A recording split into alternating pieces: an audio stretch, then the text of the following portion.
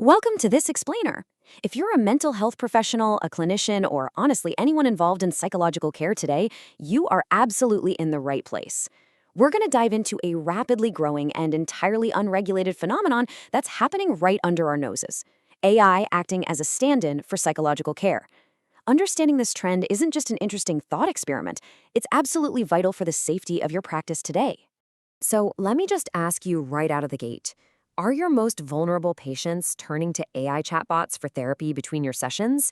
Honestly, it's highly likely they are, and it represents this massive, hidden environmental factor in many patients' lives that we need to actively start addressing. Okay, let's dive into this clinical briefing. We're going to cover the rapid rise of AI therapy, the trap of pseudo-intimacy, the very real clinical danger of confirmation bias, systemic privacy risks, and finally, a practical guide to handling this as a professional. Think of this explainer as your modern mental health toolkit. Let's start right off with Section 1, the rise of AI therapy. Technology is rushing into the therapeutic space, and it's definitely not waiting around for regulation.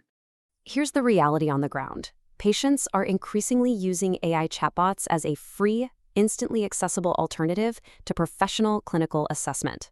In Australia and all around the globe, emotionally distressed and highly vulnerable people are turning to these accessible but completely unqualified tools.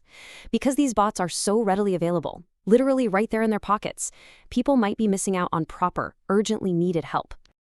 Moving right along to Section 2, the trap of pseudo-intimacy. We really need to look at the psychological mechanisms at play here, specifically the dangerous illusion of deep connection. And this brilliantly illustrates the staggering divide between these two worlds. On one hand, human psychological support brings emotional depth, cultural awareness, professional judgment, and that absolutely vital ability to navigate the messy, gray areas of trauma. On the other hand, AI chatbot support is purely transactional. It entirely lacks contextual understanding, and frankly, it risks normalizing completely unqualified support. So what exactly is happening here? Well, according to Dr. Sahra Quinn, president of the Australian Psychological Society, this dynamic creates what she calls pseudo-intimacy. That's a state where a user feels a deep connection to an AI, but the interaction completely lacks any actual emotional reciprocity. The AI is literally just programmed to mimic empathy. It gives advice that might feel comforting in the moment, but it fundamentally fails to meet actual deep psychological needs. Dr. Quinn puts it perfectly. She says, therapy isn't just about words. It's about meaning, it's about connection and trust. And those are things that AI can't replicate. And she hits the nail on the head there. These elements are irreplaceable. For our most vulnerable communities, you simply cannot automate genuine human connection. Which brings us to Section 3, the danger of confirmation bias. This is the absolute core focus of our briefing today, and it highlights a severe clinical danger. Now, what's really interesting and frankly terrifying about this is how confirmation bias works in artificial intelligence. It's a massive clinical risk. The whole way these bots operate is by constantly learning from the user to give the exact responses the user wants to hear. It acts as a mirror, not a guide, and because it's perfectly tailored to appease the user, there is a huge risk of it just blindly reinforcing negative, harmful thinking patterns. Let's break down how this actually builds, step by step. A patient inputs their distress, right? The algorithm immediately learns what kind of response that patient favors. Then, it effectively just parrots those dire concerns right back to them.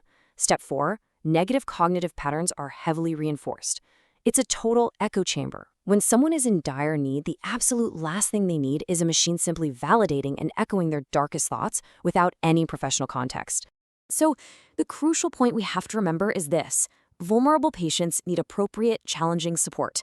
True therapy requires a professional who can safely push back, read escalating symptoms, and elevate care when it's needed most. A bot that just echoes anxiety, it can't adapt to unique histories, and it definitely can't intervene in a crisis. Okay, Section 4, privacy and crisis vulnerabilities. We're shifting gears from psychological harms to the systemic nightmares this tech creates. We are looking at some massive ethical vulnerabilities here. We've got a complete lack of informed consent, entirely unknown data storage and ownership. I mean, who is even liable if something goes wrong? Add to that a total inability for the software to assess real risk. Just think about it. What happens when a patient expresses thoughts of self-harm to a chatbot? In your clinic, that's strictly confidential, but when it's dumped onto some unregulated internet server, the privacy implications are just staggering. Which leads us directly into our final section, a guide for professionals. It's time to focus on empowering you. Look, we know AI is evolving way faster than government regulation could ever hope to keep up with. That means our timeless ethical responsibility to educate our patients is more critical now than ever before. We can't just wait around for lawmakers to fix this. Only trained professionals like you can safely navigate informed consent. We have to take the lead in educating our patients, especially younger folks who are super comfortable chatting with AI about these hidden underlying risks. So, I want to leave you with this provocative question to take back to your practice. How will you address this AI mirror with your vulnerable patients today? Will you proactively bring up the use of chatbots in your very next session? As mental health professionals, it is our job to guide patients away from the trap of pseudo-intimacy and toward real, genuinely supportive care. Take this info, use it to educate, and keep up the incredible work you're doing. Thanks so much for joining me on this explainer.